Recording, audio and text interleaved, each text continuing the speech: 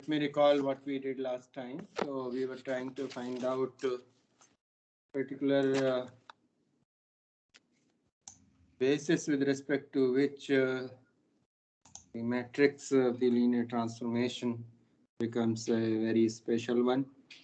And we were interested in when such a matrix could be triangular. We said a matrix is triangular if its order is n by n and is of the form, say alpha 1 1 0 0 0 is the first row, second row alpha 2 1 alpha 2 2 0 0 0, and that way the last row is alpha n1 alpha n2 alpha n. Now these alpha ij's may also be 0, all or some, but definitely above this main diagonal that is constituting of the entries alpha 1 1 alpha 2 2 and alpha n, all are 0. Such a matrix is called triangular matrix, in particular lower triangular matrix. In a similar fashion, you can define an upper triangular matrix also. And we said that the linear transformation T of V to V is triangular with respect to a basis, let us say B, with elements V1, V2, Vn. If V1T is alpha 1 1 V1, V2T is alpha 2 1 V1 plus alpha 2 2 V2, and VIT is alpha I1 V1 plus alpha I2 V2, and so on, plus alpha II Vi. That means each VIT with the linear combination of V1 V2 Vi only. And that way Vnt is the linear combination of all V1 V2 Vn, and we say T is triangular or lower triangular. Obviously, with respect to this basis B, if you write the matrix of T is the same as I told you as a lower triangular matrix with rows alpha 1 1 rest zeros, second row alpha 2 1 alpha 2 2 rest zeros, and the last row will become alpha n1 alpha n2 alpha nn. These alpha ij's are from the field F. So we wanted to know under what conditions the matrix of T will be of this particular form. And in this process, we proved something very interesting result. So that says that if V is a finite dimensional vector space over F, say of dimension n, and W is a T invariant subspace where T is a linear transformation of V to V. A subspace W is said to be T invariant if images of vectors from W remain elements of W. That means Wt belongs to W for each W in W. And for such a subspace, we had seen that T induces a linear transformation. We termed it as T bar on V bar. What is V bar? V bar is the quotient space V by W. And this T bar can be defined as V plus W the coset, and T bar going to the coset of Vt, that means Vt plus W. So this T bar becomes a linear transformation on V bar, the quotient space. We also proved that the minimal polynomial of T bar divides the minimal polynomial of T. Now with this all done, now we are keen about proving the result that, as I said, that T will be triangular if T has all of its characteristic roots in F.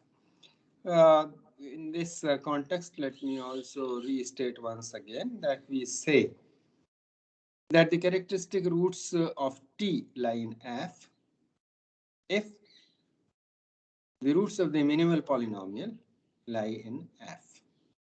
We already have proved that if lambda in F is a characteristic root of T, then it is a root of the minimal polynomial. If not, you can prove yourself also. So we say that all the characteristic roots of T are in F if all the roots of the minimal polynomial of T lie in F. So what is the theorem that we want to prove? So now let me restate the theorem that we want to prove once again. So this is the theorem that I stated also. Let me state once again. So if T is a linear transformation here, that means is an element of AFB, and it has all of its characteristic roots. So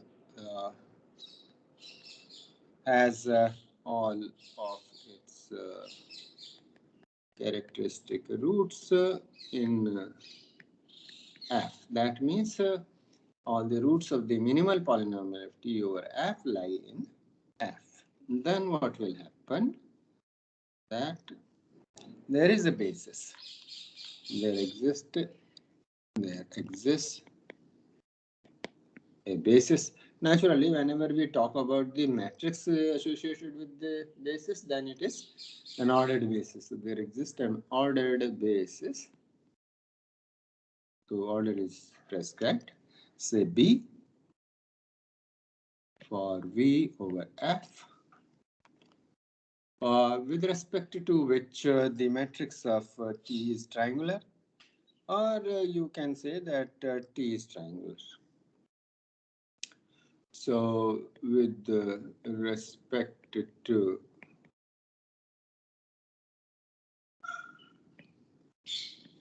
which T is triangular,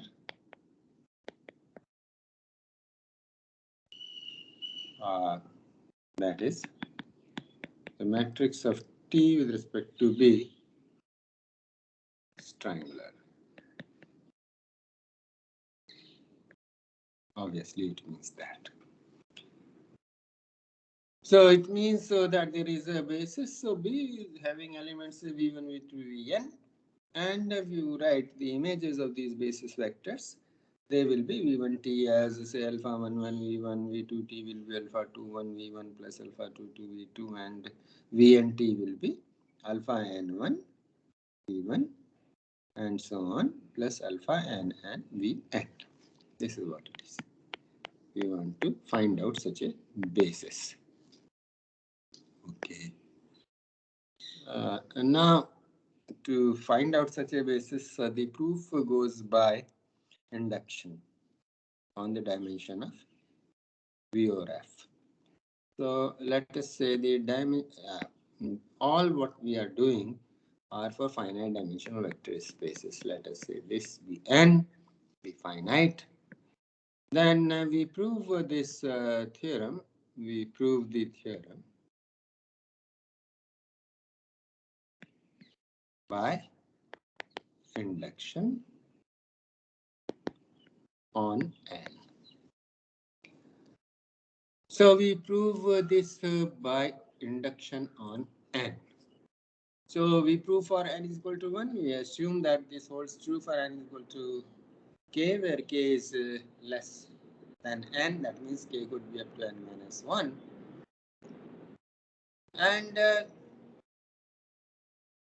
assuming for k, we prove for k plus 1. And that proves the theorem. So if n is 1. So if n is 1, then what means that the dimension of V over F is 1. And say this is spanned by just one element, to say U. Okay. So that means this. This means that V is spanned by just one element U. Naturally, this U is not 0. So is spanned by U. That means every element is alpha U, where this alpha is coming from F. So this is what is V now. All right. So every element is now V. So let us say V belongs to V. Then what we have, V is equal to alpha U for some alpha in F. All right.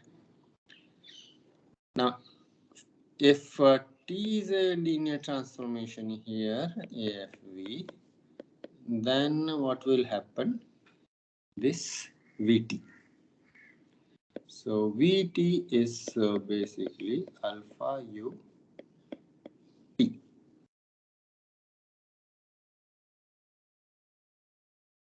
All right. Let us take lambda to be a characteristic root, and since it has all of its characteristic roots in F, so let lambda be a characteristic root.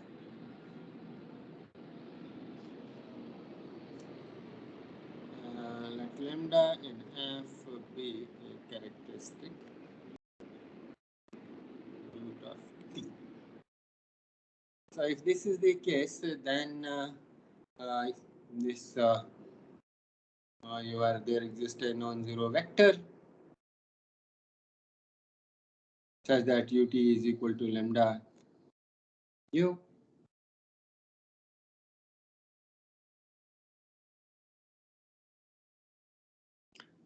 And so there exists some non-zero u, some non-zero vector say u in V such that ut is equal to lambda u. Now, if the dimension is n is equal to 1 and u is already non-zero, then we can assume that V can be spanned by u itself, because every non-zero vector is linearly independent and this dimension is 1, so you can take this as the basis. So this is same as because T is a linear transformation, so this is alpha ut, and this you can write that this alpha ut as alpha, this is lambda ut is lambda u, so this is this, and this is alpha lambda u. This can be again rewritten as lambda, and this is alpha u. And this is lambda, and this is alpha u is v, lambda v. So this vt is lambda v. Now this happens, this v was arbitrary. This is for every v. And lambda is in F. So what does it give? That T is lambda I. So that makes, so if dimension is 1, if dimension of V over F is 1, then Vt is equal to lambda V for every V in V. That is T is lambda I. Or that T is a scalar linear transformation.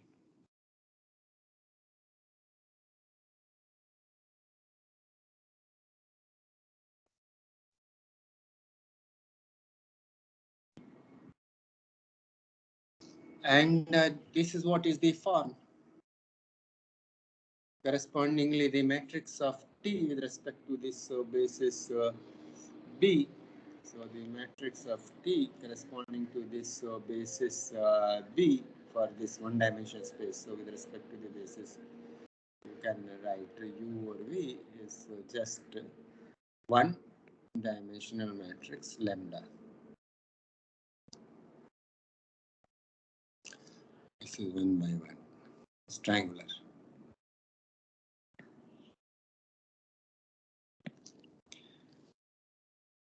That's so far n is equal to 1, the theorem is proved.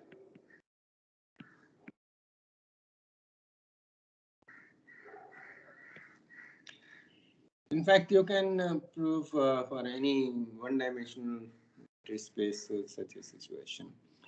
So particularly, for example, if you want to find out all linear transformations of R to R, then these are scalar linear transformations. That's all. You can prove. Okay, now assume that the result holds true for all. So assume the induction hypothesis is what? So assume that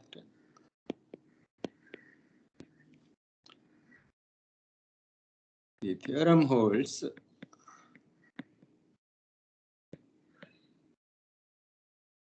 for all vector spaces of dimension less or equal to n minus 1.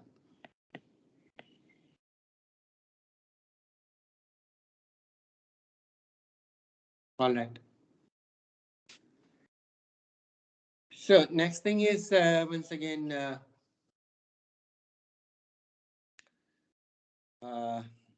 and let us take this characteristic root, let us say lambda be a characteristic root, and if you want we can call that this lambda is equal to say a11 and f be a characteristic root of T. So there exists a vector, a non-zero vector, say v1 in V, such that Vt is equal to lambda V. So that is in this case here. So this is V1. So in this case, V1t is A11 V1. So this is called this as equation number 1. Okay. So V1t is A11 V1 for some A11. What is that sum A11? In fact, is a characteristic root of T. And since we have assumed all the characteristic roots lie in F, so this is an element of F. Now what we do is that let us take W to be the subspace here of V, which is spanned by this. So let us take W to be the subspace spanned by V1. So once again, what are the elements here? So all the elements here are the beta V1. Every beta is in F. This is what arbitrary element. You can prove that this W is T invariant. Then W is T invariant. How do you prove that this is T invariant? So any element of W here. So for any element W in W, there exists a beta in F such that W is equal to beta V1. Now this beta V1, if you take WT, you want to prove that WT lies in W. So WT, and this implies that WT is beta V1T. So beta V1T means beta, and this is V1T. And this is what? Beta A11, and this is V1. This is beta A11 V1. This is A11 beta V1. And this is what? A11 W1.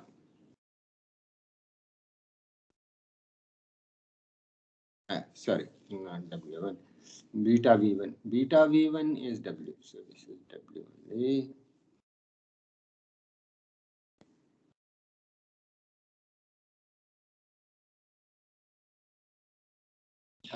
This job is over here itself actually. Don't need this. Our job is done here itself. Okay, so this is a scalar multiple of V1 and therefore is in W because this is a scalar multiple of V1. So W2 is in W, so W is T invariant. So the dimension of V is N, dimension of W is 1, and W is T invariant. If you take the quotient space further, the quotient space dimension of V over F is N, dimension of W over F is 1. This forces that the dimension of V bar, dimension of V by W over F. We have already proved that this is the difference of the two. So this is dimension of V bar is N minus 1. Now this is definitely less than N. Hence by induction, no, hence so recall the result that we proved that if V is finite dimensional, W is T invariant, so the space of V, and T is a linear transformation of V to V, then T induces a linear transformation T bar of V bar. So T induces a linear transformation, that means T bar of V bar defined by, but T bar is defined on V bar. What is V bar? V by W. To this V bar, V by W. How is it defined? That the quotient V plus W. This is V bar. This goes to V bar of T as V plus W, T as Vt plus W. This is what? V T bar in this notation. So this is a linear transformation that we get for V bar over F. And we also know more than this linear transformation that the minimal polynomial of T bar divides the minimal polynomial of T.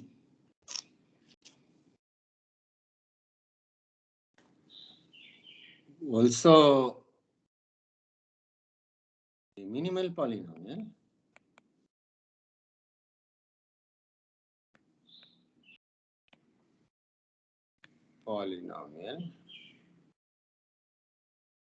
of T bar should be clear. No? Should be clear that this is T bar. T bar divides the minimal polynomial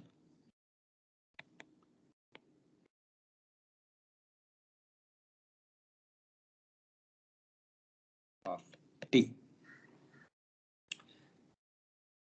Now, since all the roots, characteristic roots are the roots of the minimal polynomial of T bar, and all the roots of minimal polynomial of T bar are the roots now of the minimal polynomial of T, and all the roots of the minimal polynomial of T lie in F. So all the characteristic roots of T bar lie in F. And so all the characteristic roots of T bar lie in F. just now explained.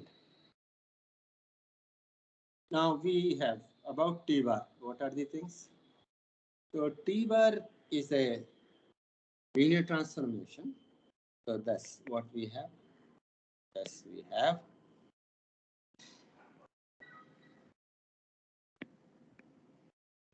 T bar in AF. V bar is a linear transformation. Dimension of V bar is dimension of V bar is n minus 1 less than n strictly. And what else?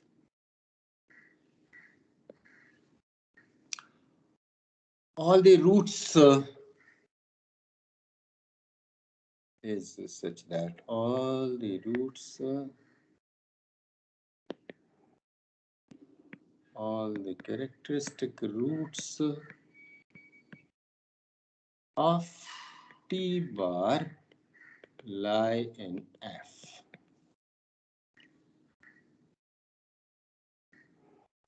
Hence, by the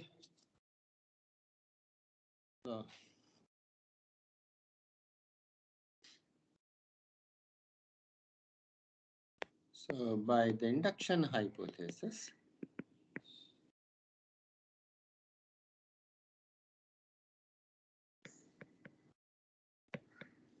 there exists a basis,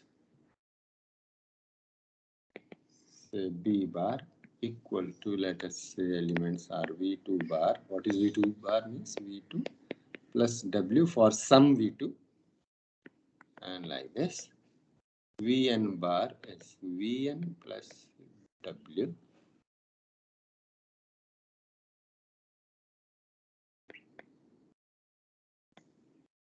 or some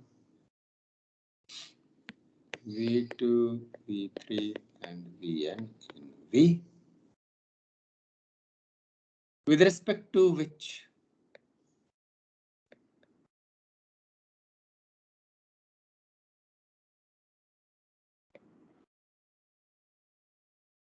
that means with respect to B bar. T bar is triangular.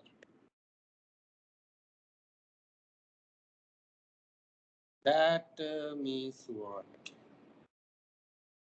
That is, there exist scalars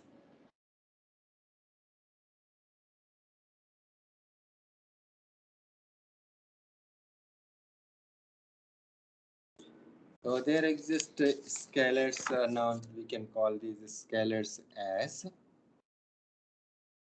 so there exist scalars such that say A22, A32, A33, and here, so you can put like this so that this is clear. So A42, A43, A44, and like that. In the last one, you will have AN2, AN2, AN3, and A and N in F, such that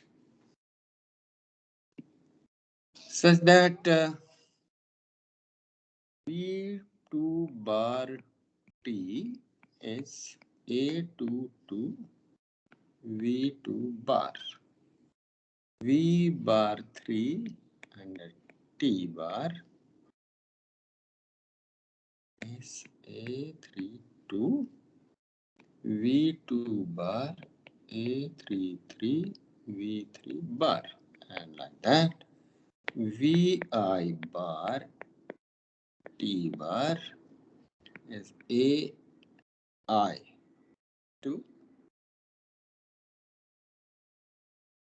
V2 bar AI3 V3 bar AII VI bar, and like that.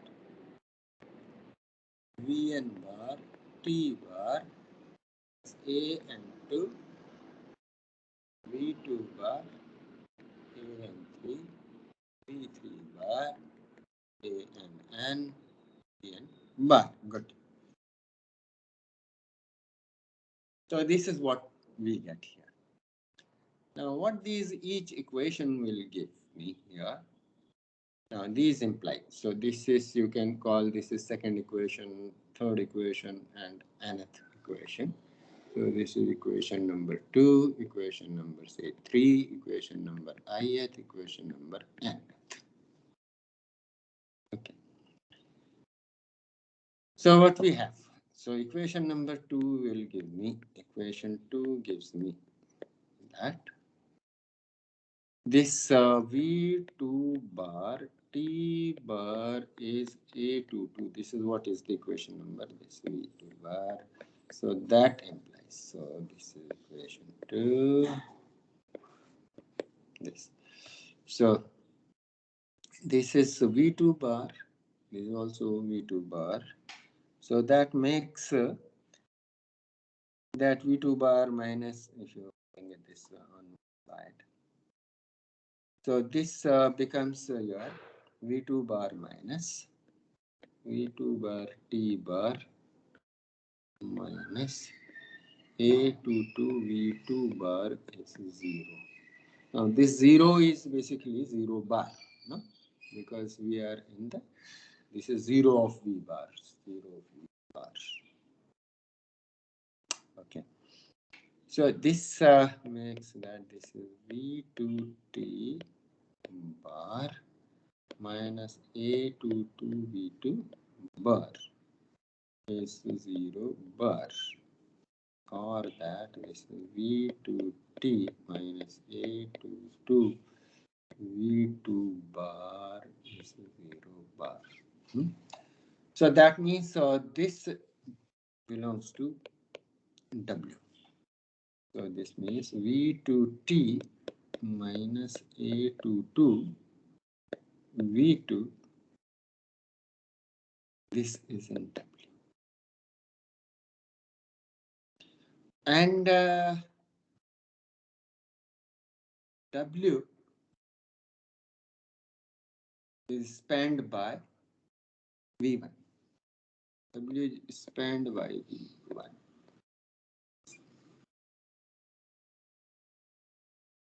So that means that there exists one element, you can call that A11. So there exists some scalar, say this is A21.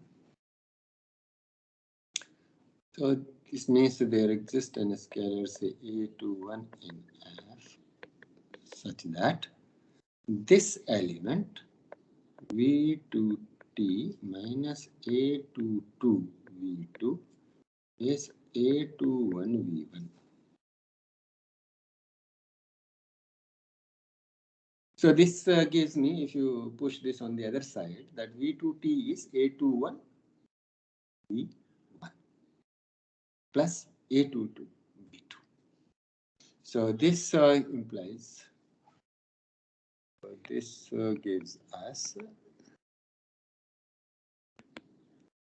V2T is equal to A21 V1 plus A22 V2.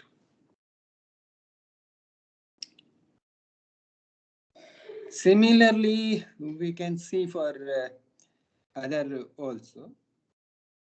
So similarly, we can see that VIT, similarly ith equation. What is ith equation? Vi bar T bar is equal to AI2 V2 bar AI3 V3 bar, and this is AII VI bar,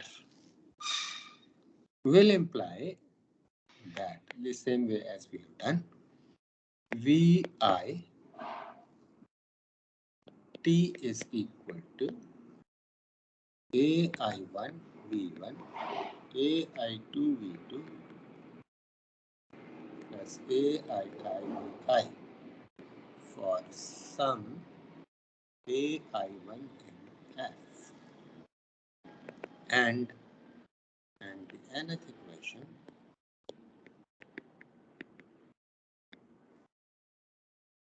what is the nth equation? Vn bar t bar is an2v2 bar an bar will imply that Vnt is equal to an1 v1 an2 v2 an vn for sum an1 in F.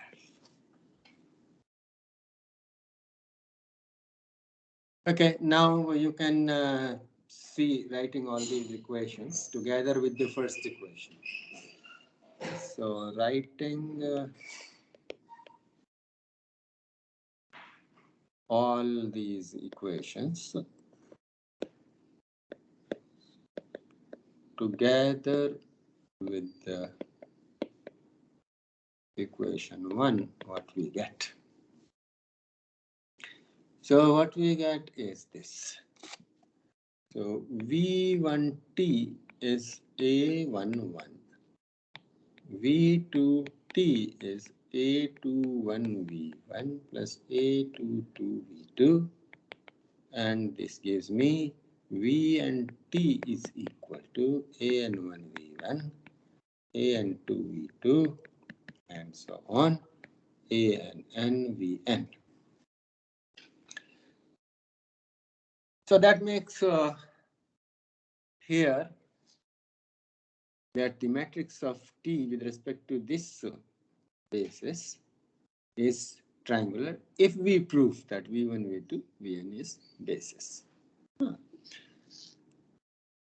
So that makes T is triangular, or that the matrix of T with respect to this basis B is triangular.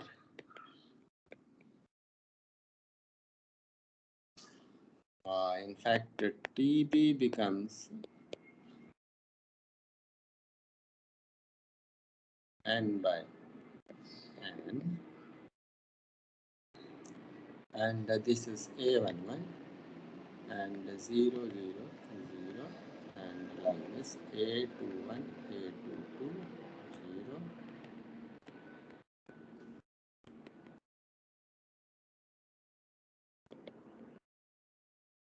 A and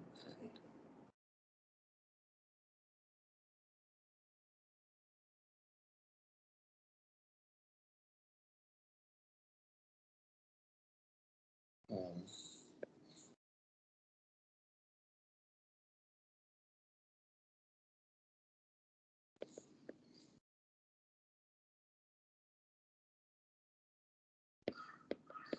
This is the matrix here in F. But this all is provided B, V1, V2, Vn as a basis for V over F. Now, this is not difficult to prove that this is a basis for V over F. In fact, this is a basis for V over F is easy, and that you should prove. For number 1, that this is spans, and then you have to prove that this is linearly independent.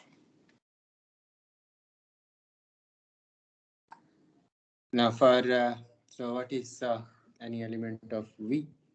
So for this, so any element of V in V, what you can see is that V bar is in V bar. V bar, this is V by W. And this is spanned by B bar. What is B bar?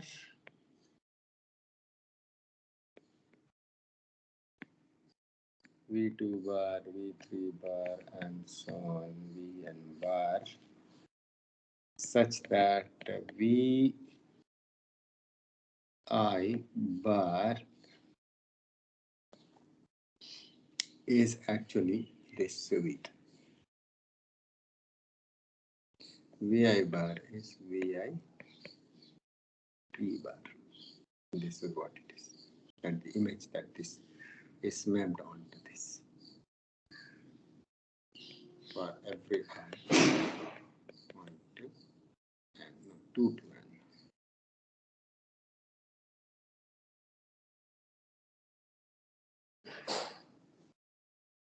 n. Okay, so every element to V here and W is spanned by V. It's of dimension 1. So V plus W here. So V bar is a linear combination here. So V plus W, this is V bar, is in the linear span. That means this is alpha, say 2, 1, or alpha 2 only, that is an alpha 2, 1 is not required.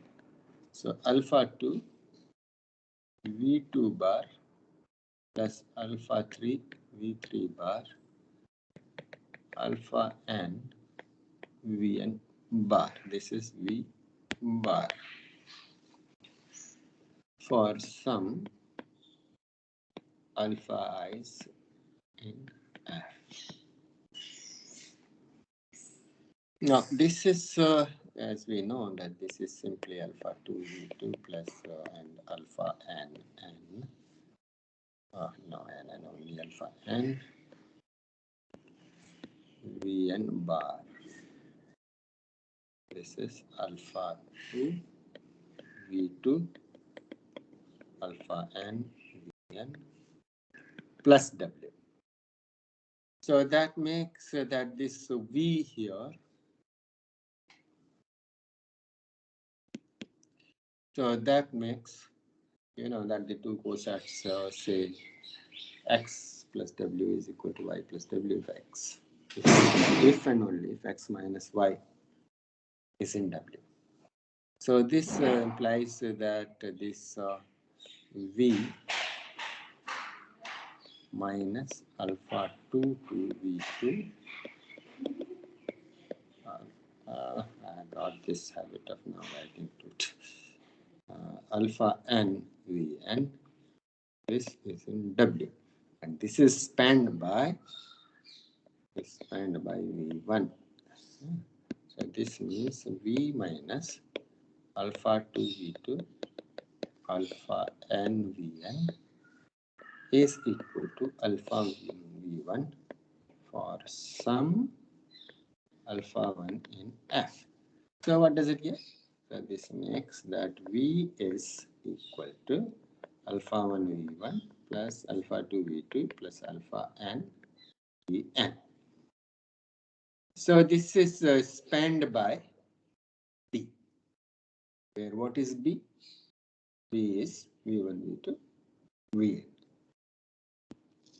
So V is in the linear span of B, where what is B? B is V1, V2, Vn. So they span. Other thing is that you have to prove that they are linearly independent, so you can take any linear combination here. Say beta 1 V1, beta 2 V2 plus beta n Vn, and this is equal to, let us say, 0. Then you can prove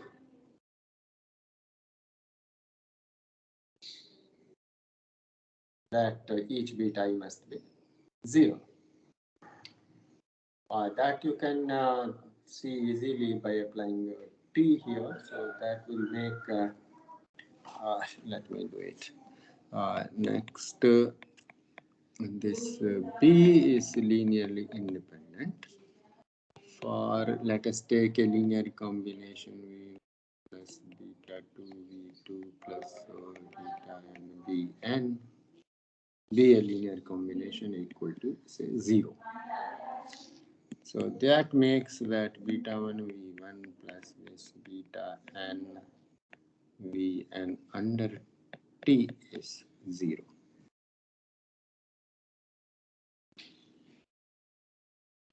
So that makes beta 1 V1 T beta 2 V2 T beta n Vn T is 0. But you can see here now that V1T here. So since V1T is A11, V1, this is the eigenvalue.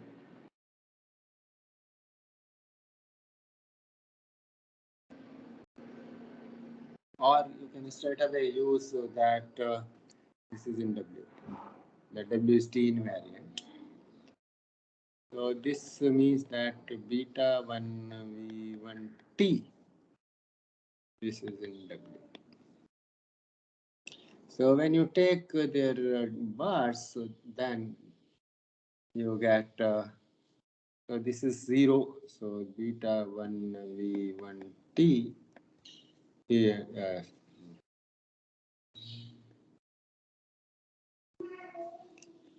whatever is this element, beta 1 V1 T, this element is 0 here in, so this is 0 bar, 0 bar and V bar, V bar is V by W.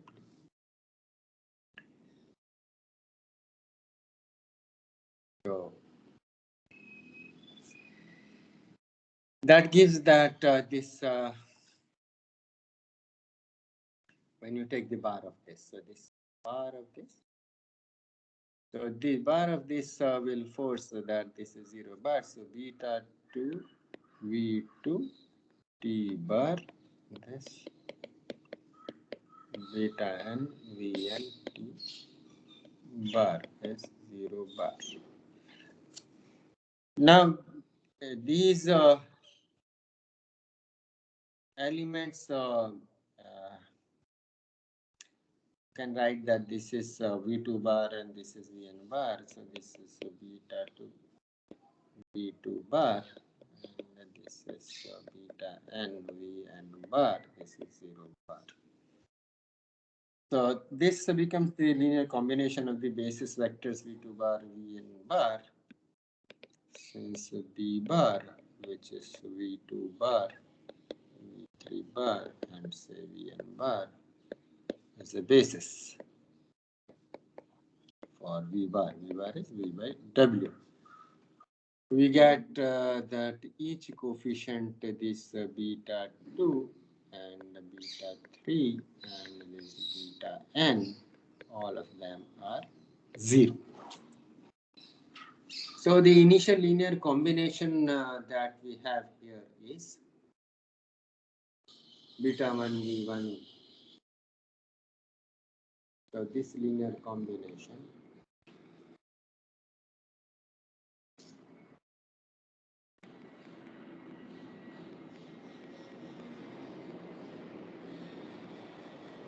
becomes beta 1 V1 is equal to 0. That's all. Now V1 is a characteristic vector, so V1 is not 0. Further, since V1 is a characteristic vector of T with respect to the characteristic root A11,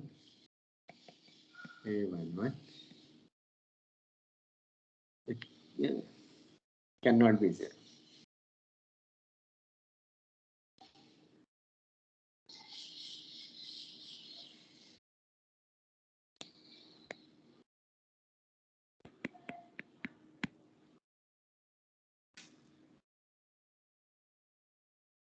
Now, this forces that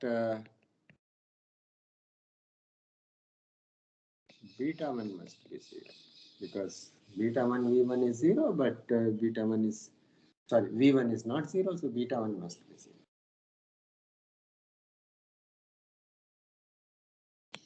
Thus, each beta I is 0 for I is equal to 1, 2. Hence, B is a basis. Vn is a basis for V over F. So this completes the proof. So we have proved that this is a basis. We had also proved that in case this is a basis, then the matrix of T with respect to this basis B is triangular, or that the linear transformation is triangular.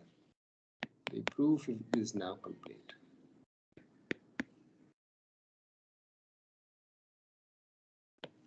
So just go through this. 1 second.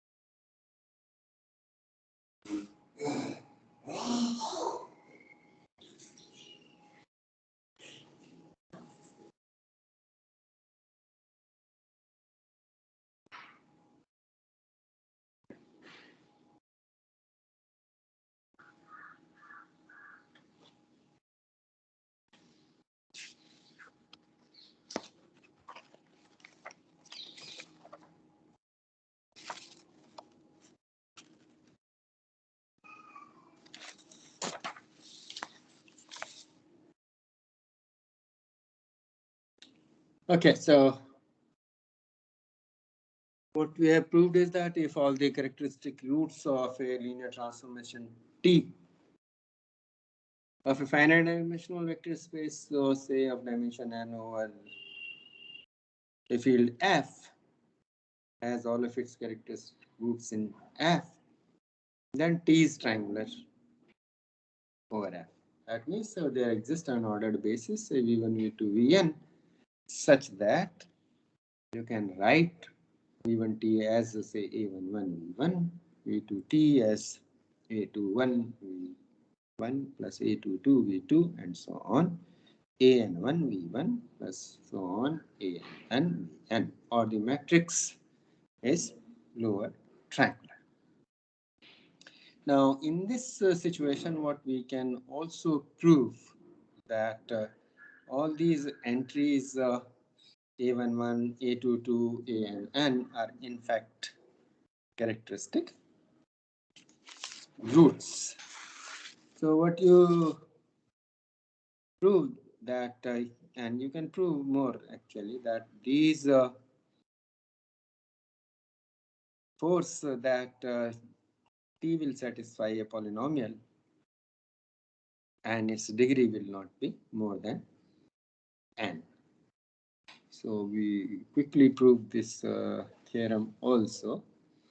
So this is the theorem that says that let us say dimension of the vector space V over F be n.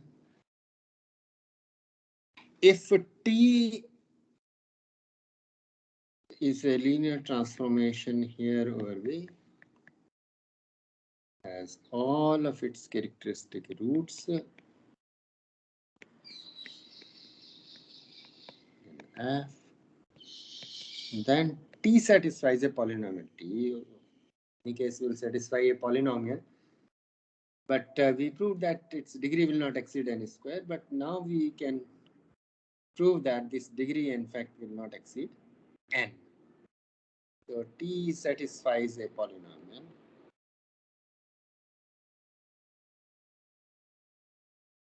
Satisfies a polynomial over F of degree at most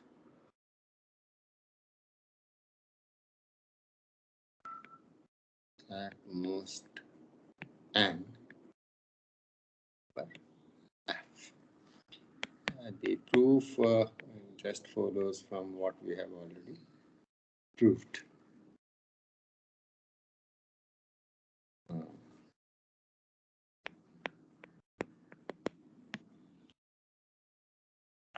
Okay, so what we have proved is in such a situation, we have proved that in such a situation, in case so in case T has all of its characteristic roots F, there exists a basis, an ordered basis, say B, say V1, V2, say Vn, for V over F, such that. So V1T is A11, V2T is A21, V1 plus A2 to V2, and so on and so forth. V and T is equal to AN1 V1, AN2 V2 plus AN Vn. Good. Now, what does each of these equations will give me? So this is what we want to see here. So this first equation says that V1T is A11 V1, A11 V1. Nice.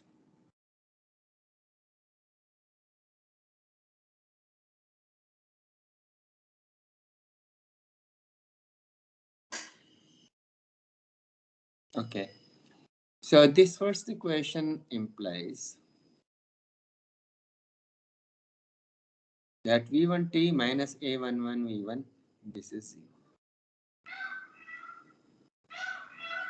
So this implies your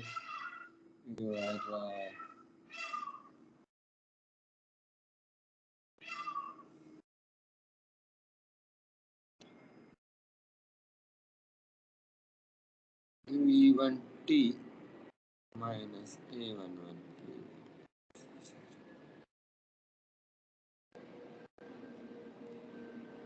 This is therefore under T minus under I. So this is V1 minus A11.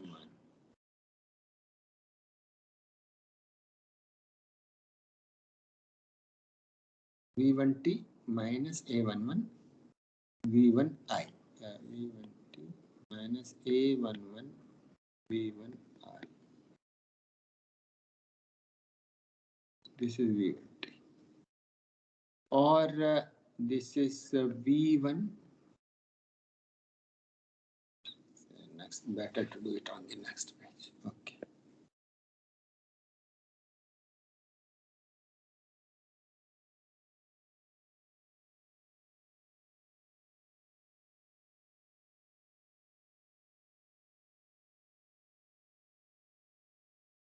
Call it equation 1, equation 2, equation 1. What is equation 1? Equation 1 is V1T is equal to A11 V1. So what does it imply? V1T is equal to A11 V1I, because under I this remains same. This is same as A11I V1 under A11I. A11I is a linear transformation if you were.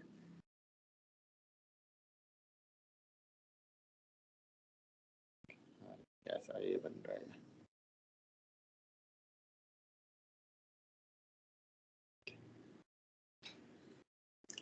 So this implies that V1T minus A1.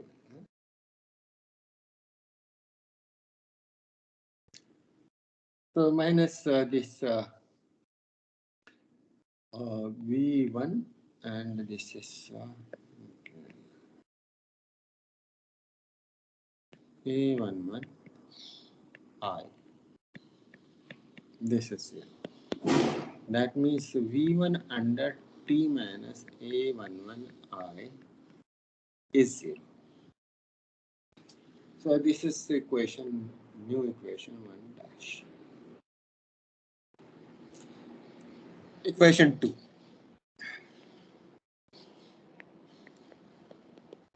What is equation 2?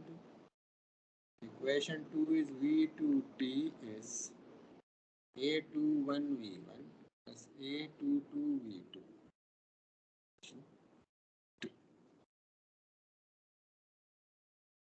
So once again we can do this same thing. So this V2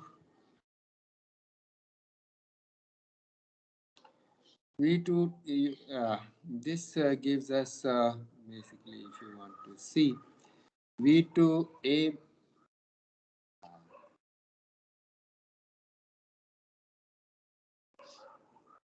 This is again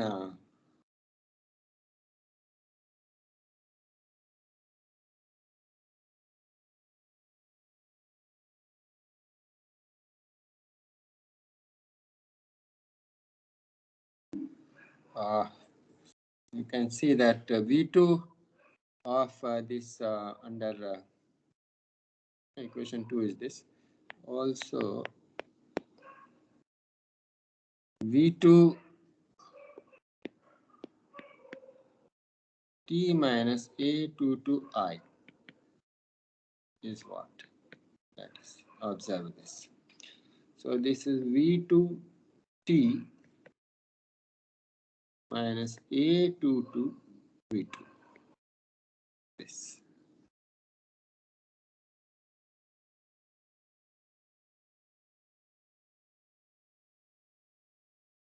Now equation 2, this gives that this is A21 V1. This is equation 2. So this is A21 V1.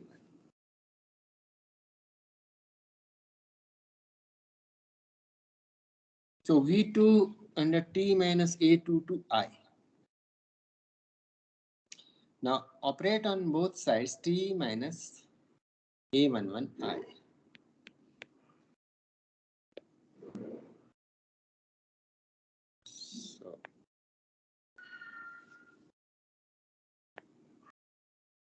So V2 under T minus A22I and operate this whole thing under T minus A11I. This is same as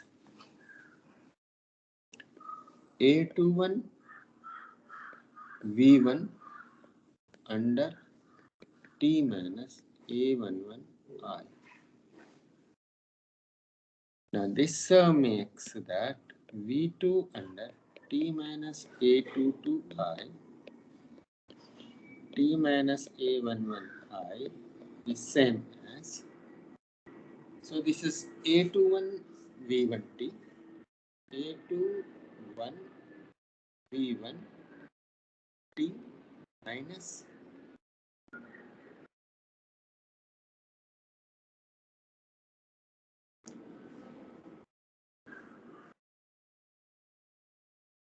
this is A21 V1T and A21 V1 A11 V1.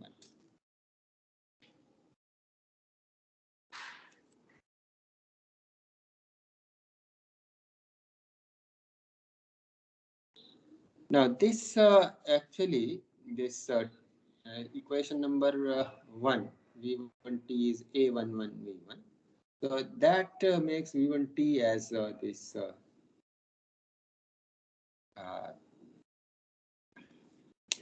A21 can be taken outside.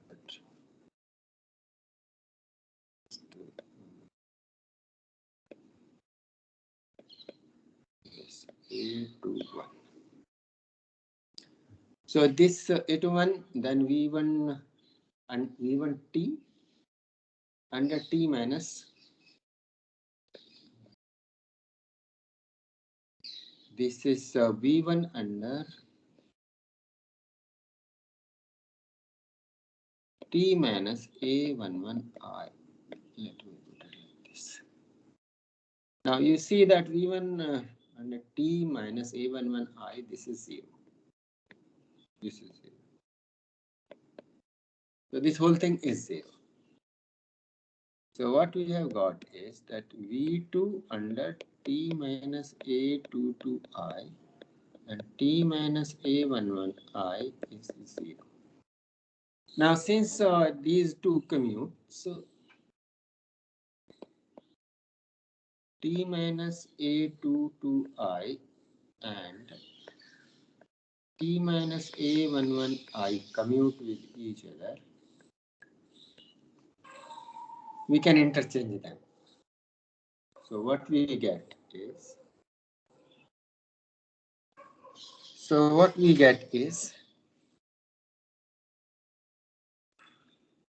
T minus A11I rate on V2, T minus A22I is 0. So likewise, similarly,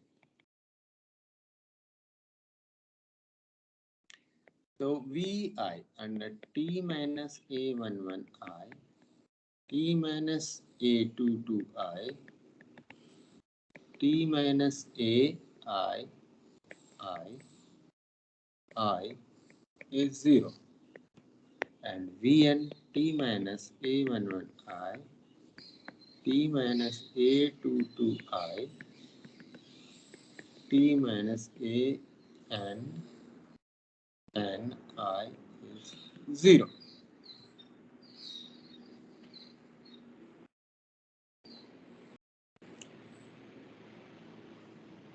Now, naturally, what we get is V1 T minus A11I is 0.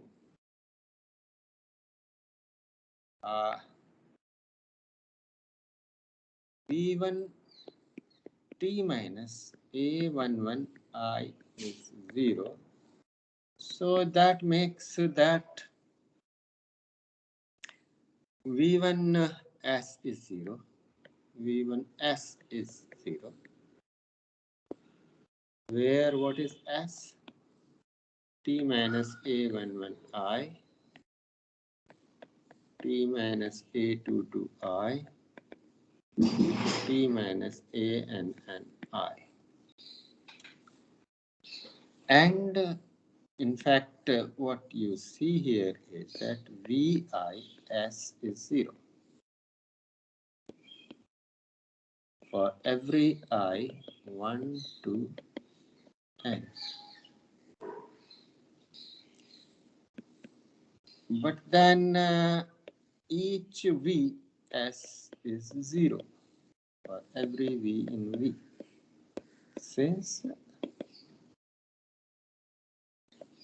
V1, V2, Vn is a basis for V over F. This gives that S must be 0. What is S? T minus A11I, T minus ANNI. This must be 0. 0 linear transformation. So T satisfies a polynomial. Now we have this. And so T satisfies a polynomial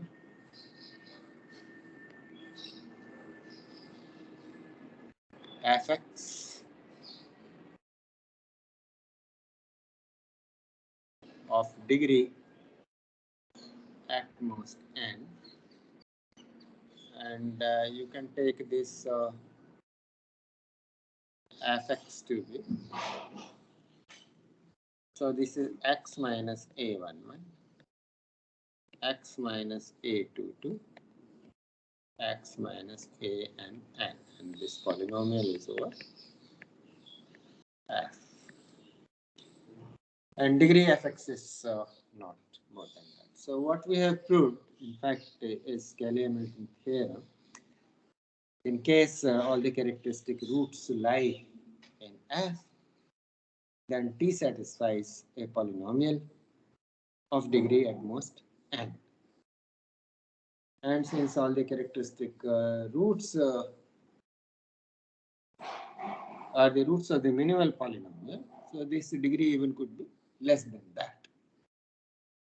And we shall define what is called characteristic polynomial. So proper statement of Cayley-Hamilton's theorem will be proved subsequently. We would like to wind up it here and see you tomorrow for the next thing. So thank you very much for your kind attention.